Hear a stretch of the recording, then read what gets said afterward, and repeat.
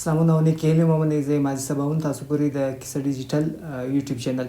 تاسو خبر درکوو د ټرمپ کوم د امریکې نوی ولسمشر دی هغه پر افغانستان یا پر هغه افغانانو کوم چې په تمه ولوسي ولاړ وسي نور هیوادونو ته په خاص توګه امریکا ته به ولاړ سي پر هغوی باندې بندیز لګولی دی یا د هغوی کوم فلایټس یو هغه کینسل کوي. ټرمپ تېره ورځ کوم سوګند چې هغه یې واخیستی نو د هغه سره سم یې شاوخوا اتیا داسې فیصلې شوې چې د ډېرې زر وکړي او کوم د صدارتي کوم حکمنامې شوې هغه یې جاري کړي. په هغه کې یو دا فیصله هم وله کوم افغانان چې په افغانستان کې د طالبانو له راتګ سره سم مختلفو بېلابېلو هیوادونو ته تللي وو او د امریکې ته یا اروپا ته په تمه ناست وو. په خاصه توګه د امریکې خبره مو کوو نو ټرمپ پر هغه افغانانو باندې د امریکې ته د ورتګ باندې فی الحال دا کوم پروګرام چې هغه یې کینسل کړی دی. دا کوم پروګرام چې د جو بایډن انتظامیه د شروع کړی وله دا پروګرام شاوخوا 3 کاله راهیسې روانو او د کوم شمیرې چې دی هغه تر شاوخوا 2 لک کم افغانان چې هغه امریکې ته وړل شوي یا بوول شوي او هلته د هغوی کم ژوند چې هغه چارې شروع کړې وې. په دې کوم کسانو کې چې ول هغه کسان دي زیاتره له امریکایي حکومت سره یا امریکایي ځواکونو سره په افغانستان کې کار کړی دی. امریکایي استخباراتو ته کار کړی دی د ترجمانۍ په شکل کې نور کوم کارونه چې هغه هلته کړي دي نو دوی ته خطر دی د طالبانو له لورې دی. دا وخت نه وخت که څه هم طالبانو دا حکم کړی دی چې کله دی رالو نو عامه معافي اعلان کړی و خو دوی دا خطر هلته محسوسوي او نه غواړي چې په افغانستان کې پاتې شي نو له طالبانو له راتګ سره سم دوی پاکستان ته او د نورو هیوادونو ته ولاړو. کم زیات شمېر چې هغه پاکستان ته رالو او دلته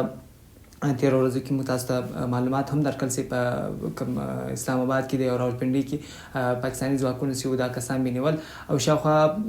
دا وخت چې د پاکستان کې 25,000 دا رقم افغانان میشت دي چې درېیم هیواد ته د تګ په مطلب دی په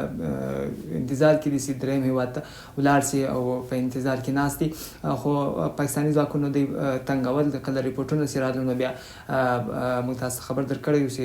کوم طالبانو کوم سفیر چې هغه متحده ملل کوم های کمشنر چې هغه ته شکایت هم کړی وو خو له دې سره د پاکستان وزیر خارجه چې د اسحاق ډار په سربراهۍ کې 2 ورځې وړاندې یو د ټیم یو دغه هم سوی وو څه ورته ویلی سو اجلاس سوی و د اسحاق ډار په دغه کې په حال کې یو څه فیصلې هم اخیستل سوي په هغه کې دا فیصلې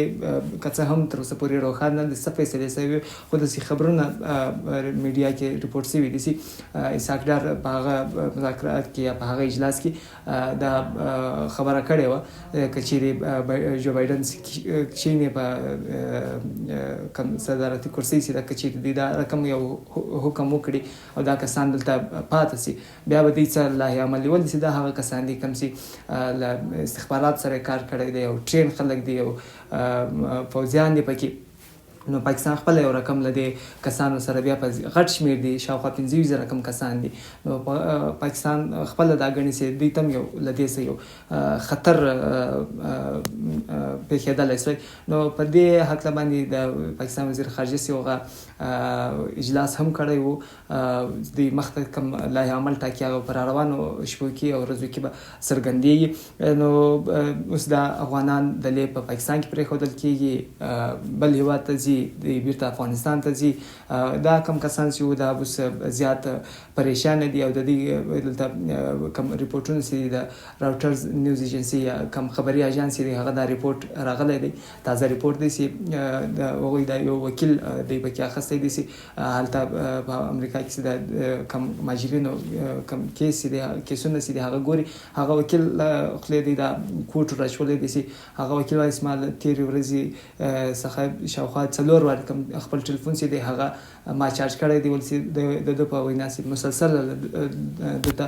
د افغانستان له لوري یا د افغانان له لوري ټلیفونان راځي او دوی زیات پریشان دي او دا کم افغانان چې تیر ورځ تللو او شاوخوا 1480 کم کسان چې هغه بالکل تیار فلایټ تیار خو د جو بایدن د وبخي د ټرمپ د لوري د فیصله کله وسوله نو د دې کم فلایټ چې هغه کینسل سو هغه کله افغانستان څخه او کله پاکستان څخه او زیات کم شمیر سي دی هغه یو څو وخت د کسان چې له پاکستان تلو نو په قطر هیواد کې به هلته یو میاشت دوه میاشت هلته پاتې کېدو تر څو د دې کم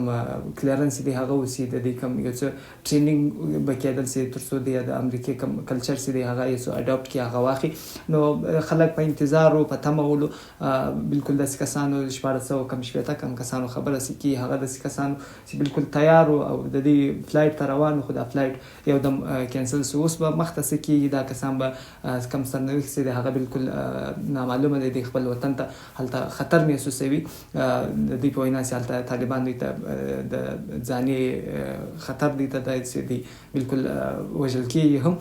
نو د پاکستان قبلوي نه قبلوي پاکستان خپل خطر ځین محسوسوي دی پر بل خوا څه کوي او دا فیصله به تر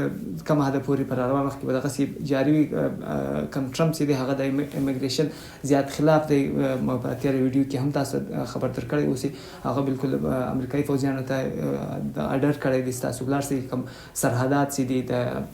میکسیکو سره هغه محفوظه کې کم کسان چې راځي هغه بالکل څوک د هغه مخه دی ونیول سي او کم کسان چې په امریکا کې دی له میکسیکو سره غلي دي او هغه پر روانو شپو ورځو کې نیول کی او بیرته په میکسیکو ته اړول کی څه هم د کم افغانان چې د مهاجرین نه ول قانوني لار باندې تلل الیګل نه تلل یا غیر قانوني نه تلل خو بیا هم د ټرمپ کم انتظامیه سي د هغه د کم نوي کم کسان په امریکا کې د میشت کولو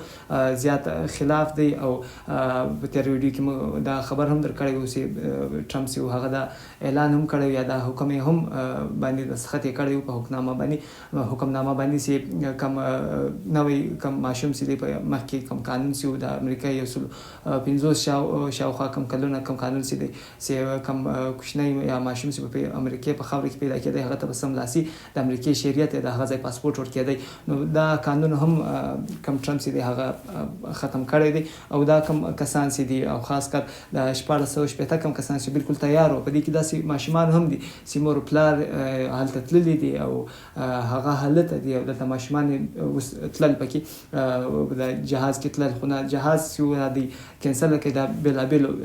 څو جهازونه د سنې د یو جهاز نو دی به اوس څه نه وختي پر کومه خوا به خپل وطن تم نه سوتلای د پاکستان هم تنګوي یا پاکستان هم خپل کوم اجلاس دي د وزارت خارجه ساکډرز کوم اجلاس کړی دی په هغه کې هم دا ویل سوي چې دا کچیر دلته پاتې سي شاوخوا 15,000 کسان دي ټرین کسان دي کم استخباراتي کم ټرین دي او د فوزي کم ټرین دي نو دا پر روان وخت کې دوی ته هم خطر ځینې محسوسوي د دې کسان به پر کومه خوا به خپل وطن ته تلای نه سوی دلته پاکستان نه پرېږدي هلته امریکا نه ورپرېږدي دا پر روانو وخت کې تر تاسو پورې درسو ډېره مننه زموږ کوم چینل چې دی هغه ضرور سبسکرایب کړئ پر روان وخت کې کوم نوي ډیولپمنټس کې هغه به هم تر تاسو پورې رسو